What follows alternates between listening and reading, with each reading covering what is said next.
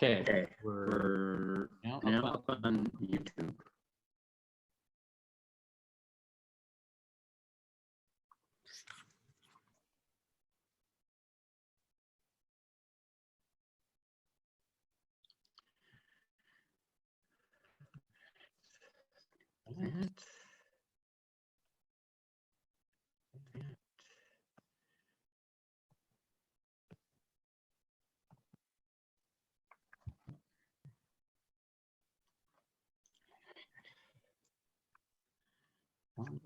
Coming in.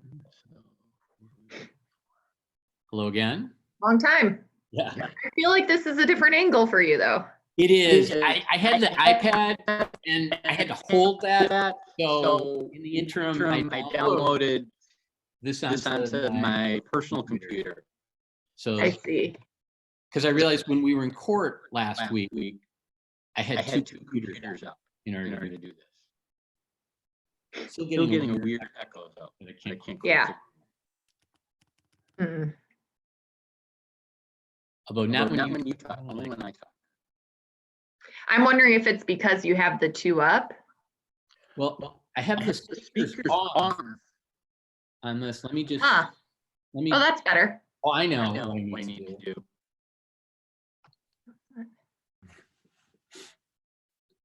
There we go. That should take care of it. You can hear me now? Yes, much better sound quality as well. Okay. Yeah, I just needed to turn off the microphone on this. It's like, it's a lot of technology for someone my age. Because we're also, you guys should know, you're on YouTube as well. So, all right, Hannah's on. We're just waiting for Marissa, and we are good to go. Oh.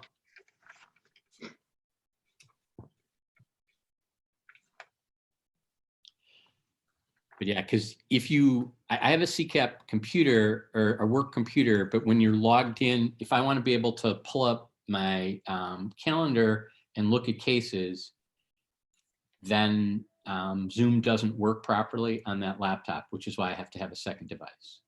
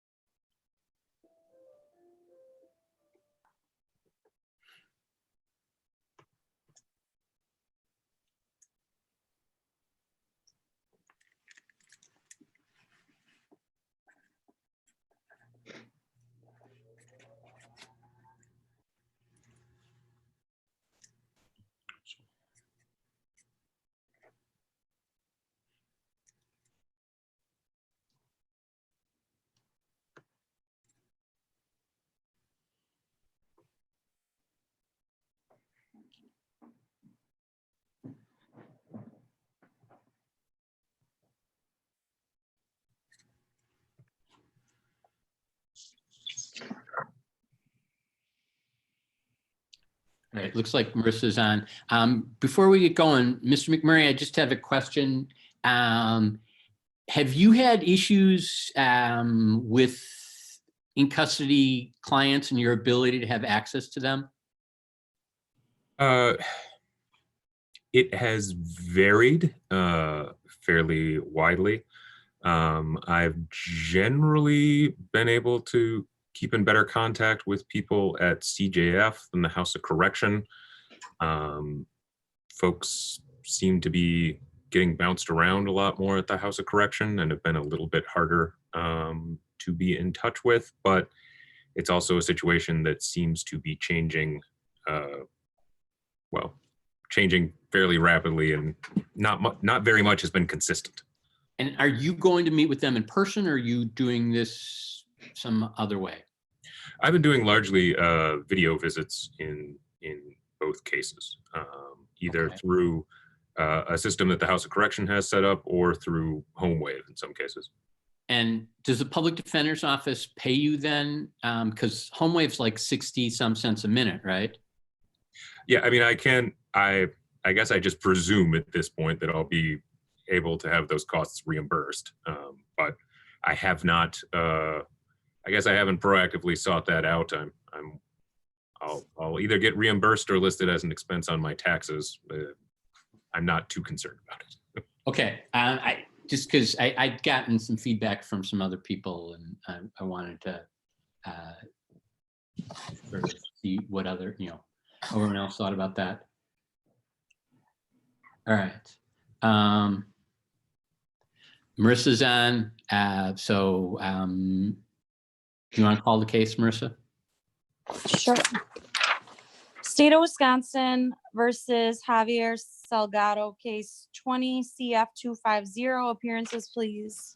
By ADA Elizabeth Longo.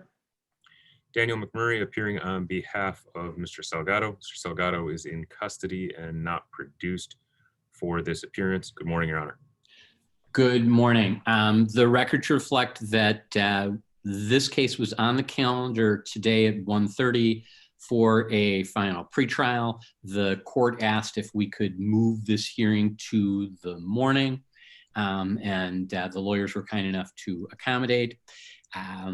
We are conducting this hearing electronically. No one is present in the courtroom at this point in time.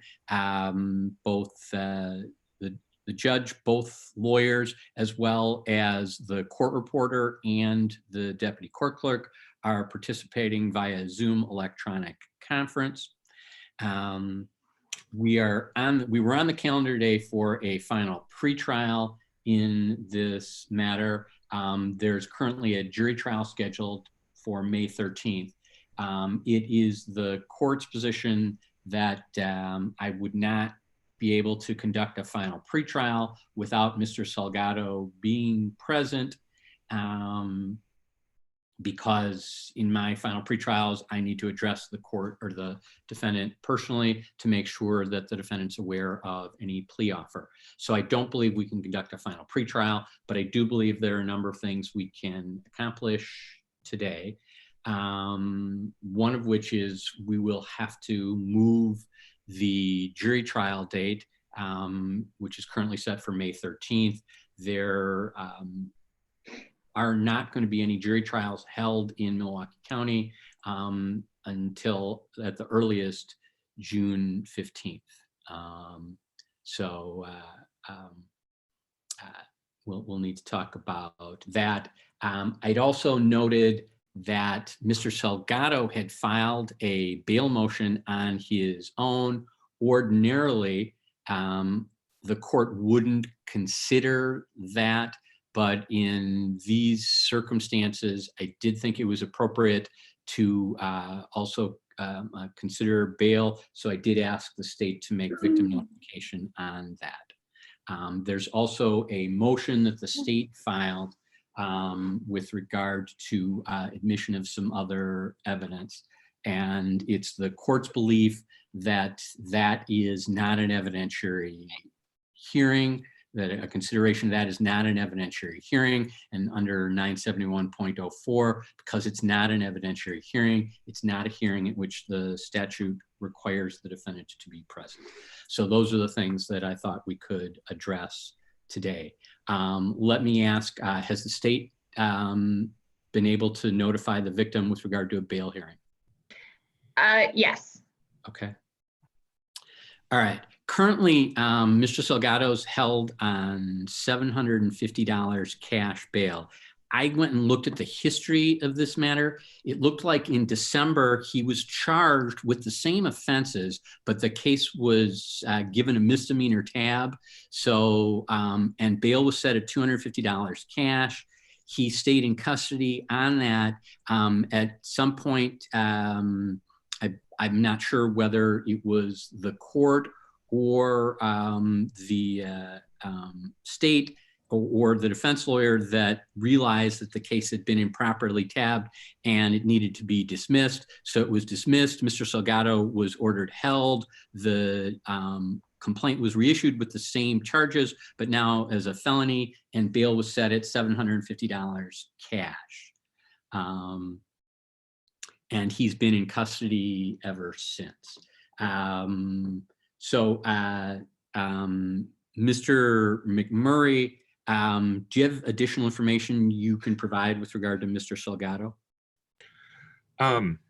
Well, I believe that statement of the case history is generally accurate in terms of his prior bail and bail as it's set currently at $750 cash. It's clear at this point that Mr. Salgado is not in a financial position to be able to post that $750. He also, frankly, was not in a financial position to post that $250. I am representing Mr. Salgado in this case under an appointment from the Office of the State Public Defender. So he has been determined indigent in that way as well. So essentially any financial requirements of bail are going to be something that Mr. Salgado cannot meet. At this point, I am not aware of any positive cases of COVID-19 at the criminal justice facility. I expect it's just a matter of time. And that's certainly something that I would expect the courts take into account during this period. I believe we've seen at the House of Correction how quickly infection has spread there. I believe it was 5 cases as of last Friday. My last update was that it's at least 27 confirmed positive cases. Well, we're taking every precaution they can in the jail. There's an increased danger for every person staying in either of those locations, essentially no matter what those precautions are. So this is still set at a relatively low level of cash bail. I agree there needs to be some sort of monitoring of Mr. Salgado if he is able to get out of custody. But given his indigent status, given the changing conditions within the facilities of Milwaukee County, likely changes to those conditions in the future, I'd ask the court to consider a signature bond in this matter. All right, thank you. Ms. Longo. I'm opposed to any modification. I would just like to note, obviously we're talking about this, but I don't think it is appropriate under the case law to consider pro se motions submitted by defendants when they are represented. But putting that aside, I don't think that any modification is appropriate, especially because there are no GPS devices that are available, and especially considering just even the history between this defendant and this victim. As I talked about in my motion for admission of other evidence here, he fairly recently, 2018 cases, was convicted for conduct involving her. And those plea and sentencings, I believe, occurred, at least in the 20CF250 case, I know occurred in October of 2018. So it was kind of towards the end of the year there. And so we have really this pattern of conduct by this defendant, whereas I don't think without a GPS device, I don't think there's any court order that this court could make that would adequately protect this victim in the community. Thank you. As I said at the beginning of the hearing, I would ordinarily not have scheduled a bail hearing based on a motion filed by a defendant who was represented. But because we were on the calendar today for a different type of hearing, I thought it was appropriate to consider this. I will note that as the presiding judge in the misdemeanor division, I participate in calls on Tuesdays and Thursdays with at which Deputy District Attorney Jeff Altenberg appears, Tom Reed from the Public Defender's Office, representatives of the House of Corrections, representatives of the jail appear. And Mr. McMurray is correct. At the present time, there have not been any cases of COVID-19 positive at the criminal justice facility. One of the things that has been helpful at the criminal justice facility in preventing the introduction and spread of this disease is that they have been able to keep people in single cells. When I was on a call on Thursday, Commander Aaron Dobson of the Sheriff's Department indicated that when we were on the call on Tuesday, he indicated that the jail had about 20 people below the point where they would need to start doubling people up in cells. When we were on the call on Thursday, the jail indicated that it was their best hope was that they would make it through Sunday without having to double up people in cells in the jail. Because of the conditions at the House of Corrections is not taking people from the jail. So while the House population has been reduced as a result of work by the District Attorney's Office and the Public Defender's Office, as well as the State Department of Corrections, there remain significant concerns about the population in the jail. This puts us in a situation where, frankly, as a judicial officer, and I handled the 8,000 calendar last week, we have to make decisions that we would not ordinarily make in other sets. Given that background, given the bail that is currently set, I have to say, frankly, if I don't reduce bail today, it's very likely that that will be done by the chief judge based on just a review of the level of cash bail that's been set, because they are making every effort to keep the jail population at an acceptable level. So I understand, and I've read the paperwork here. There are significant concerns, and I think, obviously it would be better if there were ready supply of GPS devices.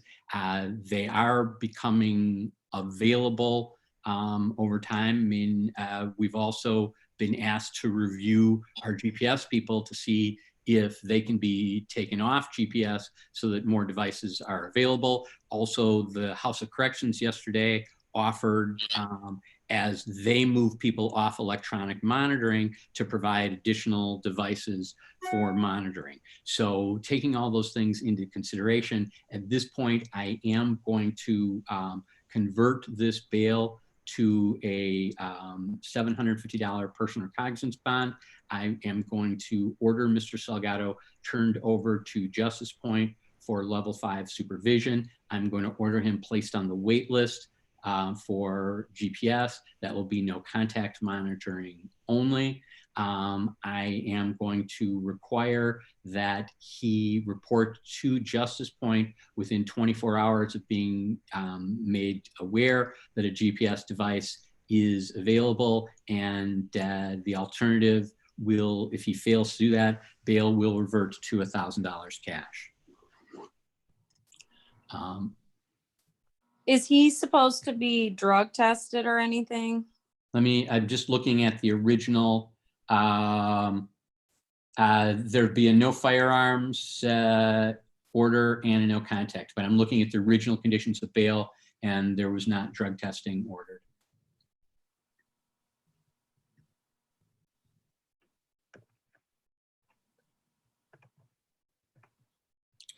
All right.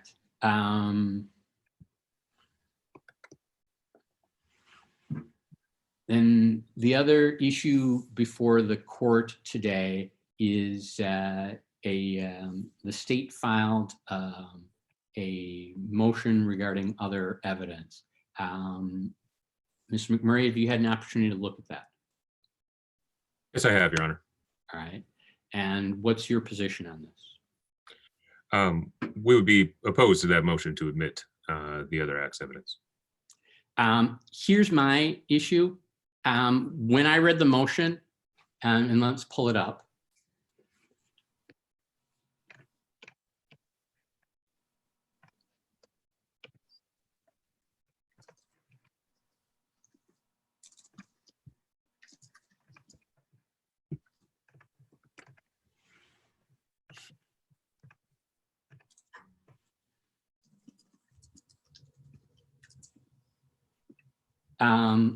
the motion says that Ms. Longo moves the court to admit other acts evidence of the defendant's possession of a firearm at trial in the state's case in chief. Then when I read the body of the motion, there is no mention whatsoever of a firearm. Right, and I think, I apologize. So with the case law, I probably copied and pasted this from another one, and I think I missed that top portion. What I'm asking for is the substantive stuff discussed from 18 CM 1544 and 18 CM 2952. So I apologize that I hope that's the only place where I missed it. But essentially, I'm seeking the admission of the facts of those two instances specifically for a number of reasons, but I think it really speaks to the elements of trespass as well as disorderly conduct. That history, I think, provides especially some context as to why he did not have permission to be there, whether he knew he had permission to be there, and why this may have been more upsetting or disorderly with that history.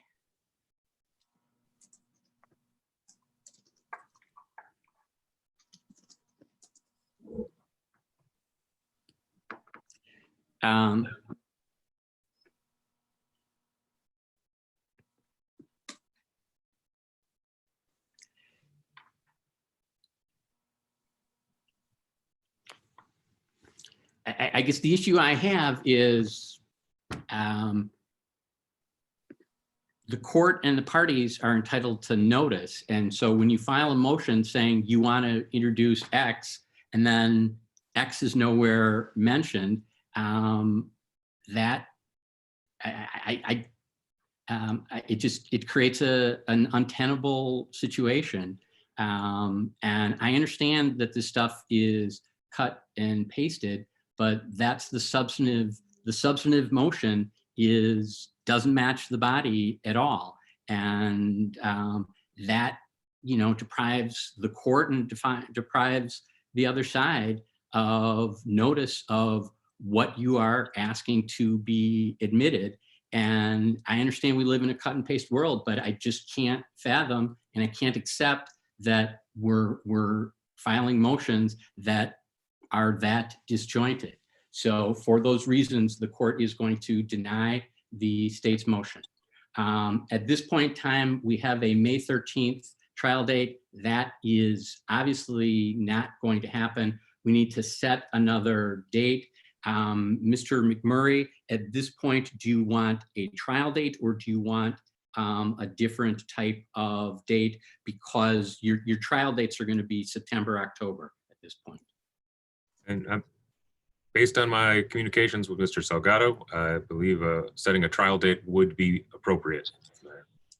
All right, we'll give you a trial and final pretrial date. For trial, October 5th. Yes. Double check. Sure.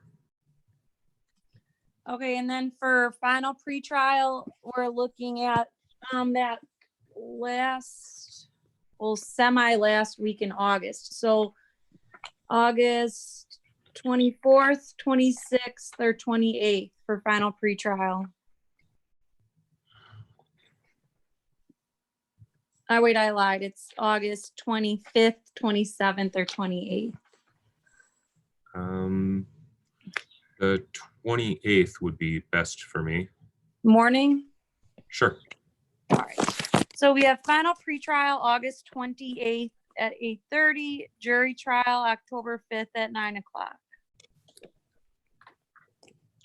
All right, thank you very much.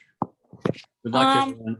So now, excuse me one moment. Judge, for this case, because I have no bail form or anything, like, who do I share this information with again?